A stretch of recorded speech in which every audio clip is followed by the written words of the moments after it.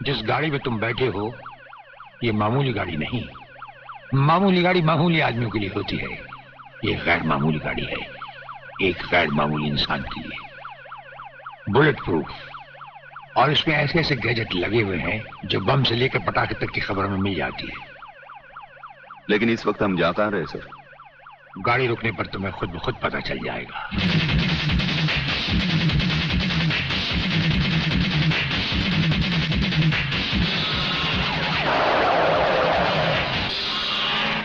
वागले, यहां हमारा घर है।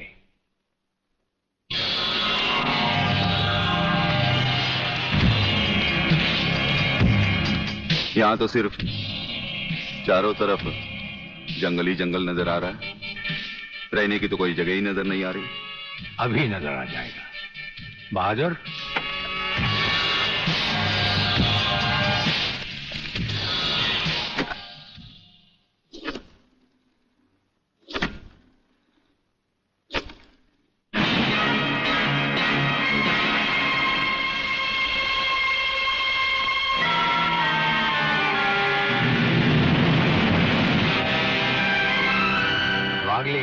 ये ऐसा बंकर है जिसका अता पता सिर्फ हमें या एक हमारे खास आदमी खबरीलाल को है, और आज से तुम्हें होगा।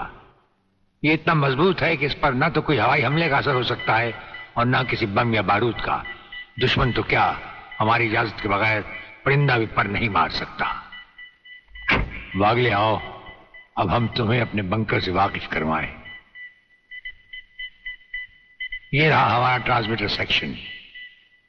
यहां से हम हिंदुस्तान के किसी भी मिनिस्टर से जब जी चाहे हॉटलाइन पर बात कर सकते हैं, लेकिन आसमान वाले ने चाहा तो इसकी जरूरत कभी नहीं पड़ेगी। हम अकेले ही तुम्हारे साथ वागले सब कुछ संभाल लेंगे। और वो देखो, वो एक कमरा जिसमें सब हथियार रखे हुए हैं, और उस कोने में रहा हमारा अस्पताल। यहां हर लाए दुश्मन का सीटी स्कैन करके उसकी अंदरूनी बीमारियों को बाहर निकाला जाता है। मुझे छोड़ दीजिए ब्रिगेडियर साहब, मैं सच कहता हूं, मैं प्रलयनाथ के बारे में कुछ नहीं जानता। मुझे छोड़ दीजिए ब्रिगेडियर साहब। और छोड़ तो तुम्हें जरूर देंगे, लेकिन तुम मोटे बहुत हो, थोड़ी चर्बी कम होने के बाद। यह अस्पताल मेरे हवाले कर दीजिए सर। चर्बी कम करने के बहुत से तरीके मुझे मालूम है। हाँ, गुड वागले।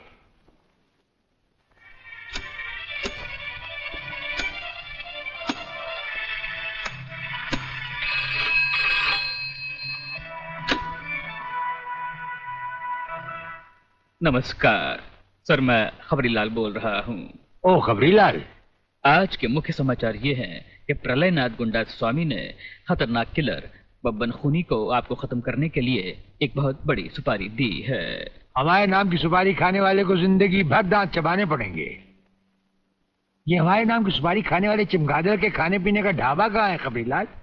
शहर से 40 मील दूर काली पहाड़ी के पीछे उसका एक अपना बहुत बड़ा मैंगो फार्म है। आज के समाचार समाप्त हुए।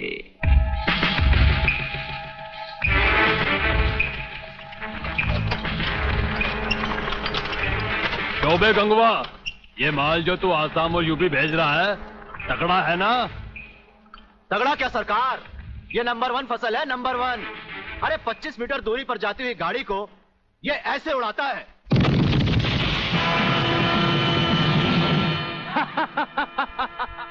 देखा सरकार, ये अपनी बम फैक्ट्री में बना हुआ मैंगो का कमाल। यूपी और असम में आतंक फैलाने के लिए ये माल तो ठीक है, पर मुझे वो माल बता जो ब्रिगेडियर सूर्यदेव सिंह को उसकी गाड़ी के साथ जलाकर उसे राख कर दे। वो भी तैयार है सरकार। ये देखिए छोटा सा हापुस जो 50 मीटर की दूरी पर जमीन पर गिरते ही ऐसा फटता है कि मरने वाले की हड्डियों का सुरमा बन जाता है। ये देखिए।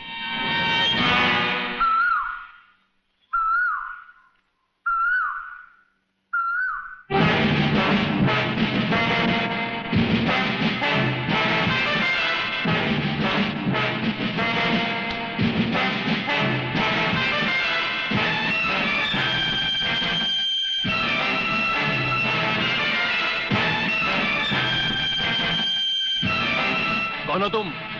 लगता है बब्बन मियां ने कल रात अपनी आंखों में सुरमा नहीं लगाया, जरा कम दिखाई देता है।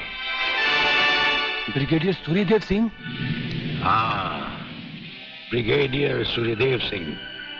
बब्बन मियां, हमें तो उसी के हाथों से मरना है जिसने हमें इस दुनिया में पैदा किया। तुम सब अपने आप को हमारे हवाले कर दो, वरना तुम्हारा बनाया हुआ आमों का बागीचा तुम सबका अपने हाथों से बनाया हुआ कब्रिस्तान बन जाएगा। तो आओ आगे और पकड़ लो मुझे, मगर इतना याद रखना कि जहां तुम खड़े हो उस पेड़ से लेकर मैंने अपने चारों तरफ माइंस बिछा रखी हैं। अगर इसके अंदर तुमने पैर रखने की भी कोशिश की तो तुम्हारे चीचड़े उड़ जाएंगे। यकीन नहीं आता तो ये देखो।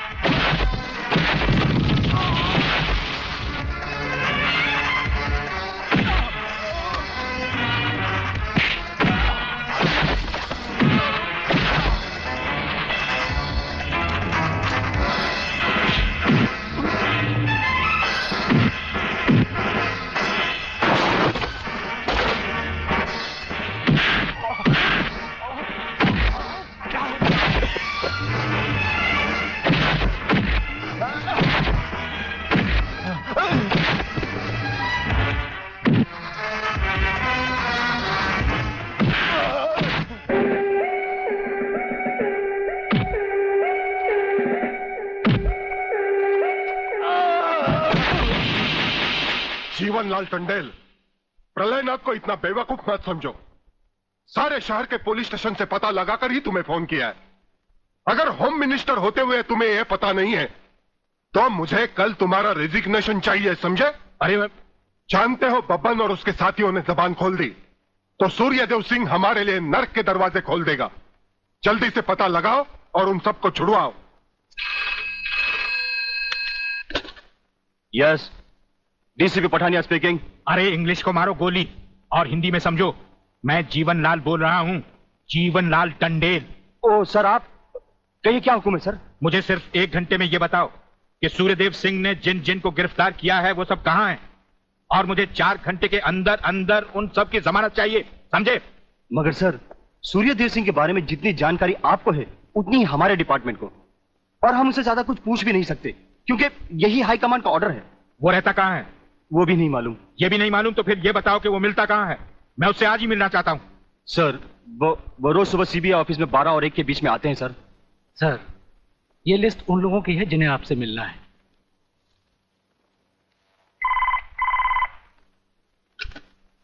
सर, मंत्री जी आपसे मिलना चाहते हैं। टंडेल का नाम है क्या इसमें? जी नहीं सर।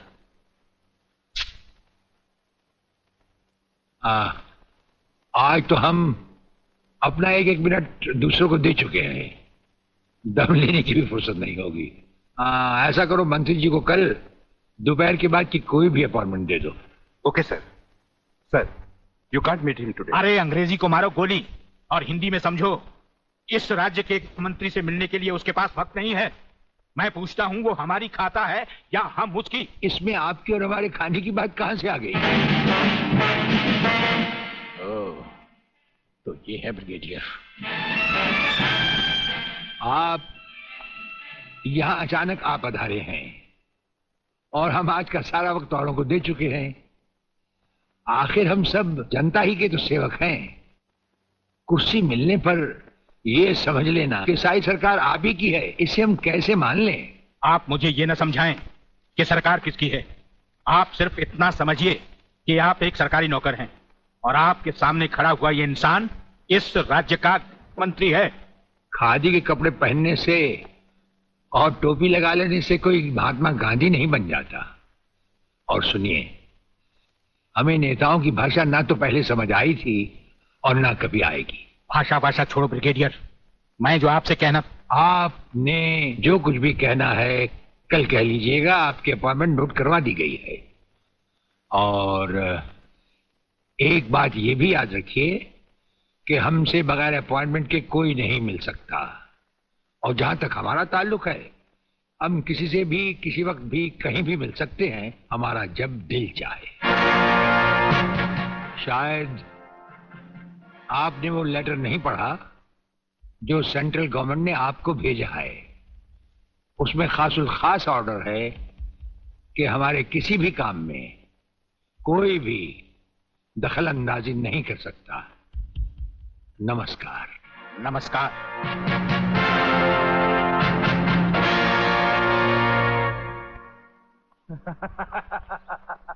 रियली? ओए, हाँ, गुड मॉर्निंग अंकल। अरे अंग्रेजी को मारो गोली और हिंदी में बात समझो। हिंदी में तुम ये बताओ तुम्हारे पिता कहाँ हैं? पिताजी, अंकल तो ऊपर बैठे हुए हैं, आप ही का इंतजार कर रहे हैं। राधा, तुम्हारे पिताजी बड़े उखड़े हुए लगते हैं। लगता है there is something wrong in the ministry। अरे रॉन्ग हो या राइट, यही समझना होता तो मैं भी तुम्हारी तरह खादी के कपड़े पहन लेता। अरे सरकारी लेटर से मुझे क्या लेना देना। देखो, तुम अभी से इतने ढीले पड़ जाओगे तो पूरी सरकार को भारतवर्ष से कैसे खत्म करोगे? वो सिर्फ एक मिलिट्री ऑफिसर है और हमें पूरी मिलिट्री फोर्स के साथ लड़ना है। भूल जाओ सारी बातें और फाड़ दो वो लेटर। देखो, उसका ट्रांसफर ना हो तो ना सही, उसकी बातें हमें पता न चले तो न सही, लेकिन उसकी मौत का बंदोबस्त तो मैं कर सकता हूं। प्रलयनाथ, वो मर गया तो ये नेता भी कुर्सी समेत जल गया, समझो। वो मरेगा भी और तुम कुर्सी के साथ जियोगे भी। आप किसकी बारी है जनरल साहब? ब्रिगेडियर सूर्यदेव सिंह की। मारे जाने वाले पुलिस के उन शहीदों की याद में ये ज्योत बनाई गई है जिन्होंने कानून की रक्षा करते हुए अपने प्राणों की आहुति दी। आज के इस समारोह के मुख्य अतिथि माननीय मंत्री श्री जीवनलाल टंडेल हैं।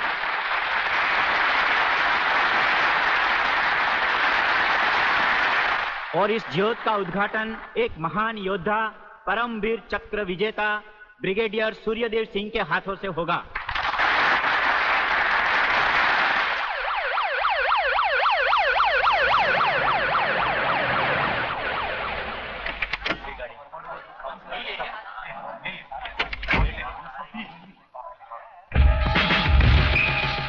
Welcome, welcome. प्लीज।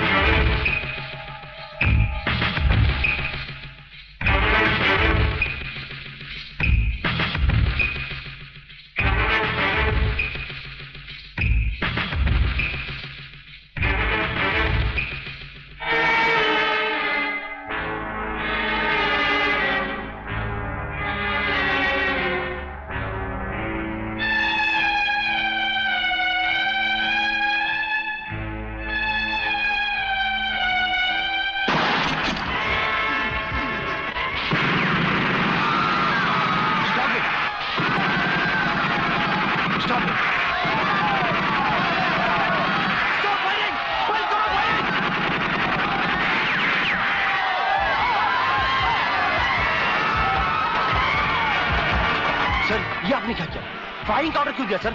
आपकी एक गलती से कितनी जाने गई, इसका जवाब कौन देगा ब्रिगेडियर साहब? मिस्टर तिवारी, इसका जवाब अब ब्रिगेडियर को ही देना होगा, और वो भी अदालत में।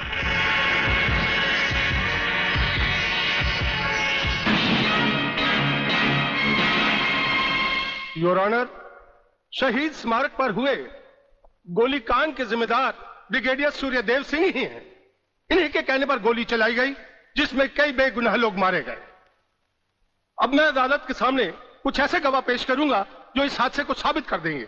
सबसे पहले मेरे गवाह हैं municipal counsellor mister M.K. Tiwari.